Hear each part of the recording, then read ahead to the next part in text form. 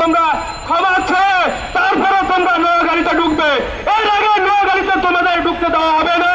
তারেক রহমানের নেতৃত্বে আমরা সেই দিন ঘোষিত বেগমদের বিদায় করেছি। হুঁশিয়ারি উচ্চারণ করতে চাই, পালাবার পর পাবেন না। এই কচিকাচার শিশুরা তাদের বক্তব্য পত্রিকার মাধ্যমে স্টেটমেন্ট করে কক্সবাজারের জনতার প্রাণের মানুষ, প্রাণের নেতা সালাউদ্দিন আহমেদ স্যারের বিরুদ্ধে তুমি সংযত হও, তোমাদেরকে তার ভাঙা জবাব দেবে। আমি নোয়াখালী থেকে বলতে চাই, তোমরা 22 তারিখ নোয়াখালীতে প্রোগ্রাম পদযাত্রা দিচ্ছ, তোমরা যদি সঠিকভাবে পদযাত্রা করতে চাও তাহলে তোমরা 22 তারিখে তোমাদের যে বক্তব্যগুলো দিছ এই বক্তব্যগুলোর জন্য তোমরা ক্ষমা চেয়ে তারপরে তোমরা নোয়াখালীতে ঢুকবে, এর আগে নোয়াখালীতে তোমাদের ঢুকতে দেওয়া হবে না।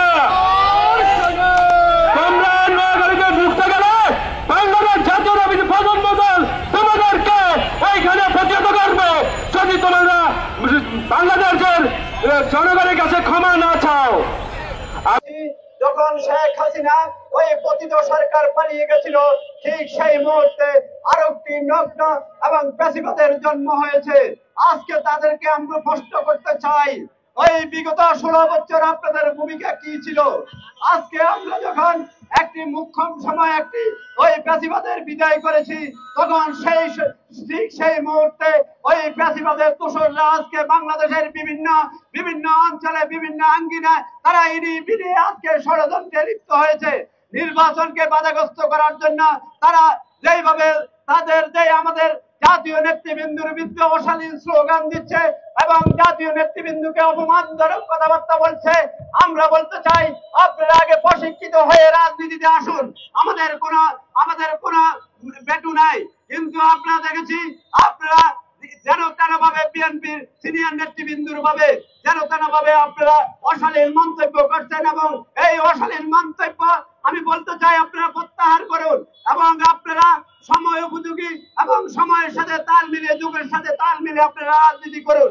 রাজনীতি করার সবার অধিকার আছে, অতএব জনকল্যাণমূলক জনগণের সমর্থন নিয়ে আপনারা রাজনীতি করুন।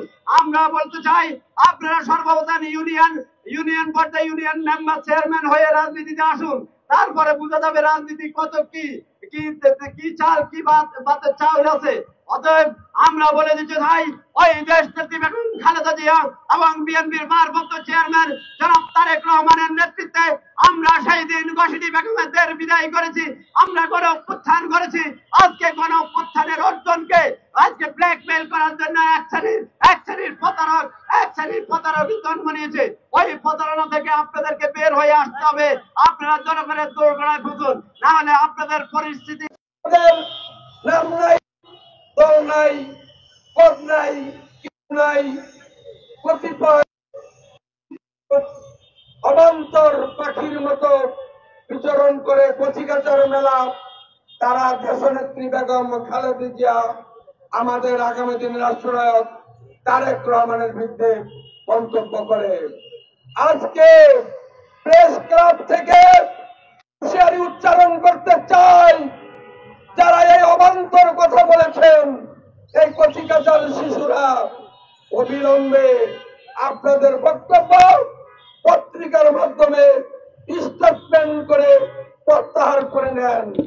আর না হয় জাতীয় দলের নেতা কর্মীরা টেকনাফ থেকে চটুরিয়া, রূপসা থেকে পাতুরিয়া কোটি কোটি লোক আপনাদের বিরুদ্ধে কিন্তু সোচ্চার হবে।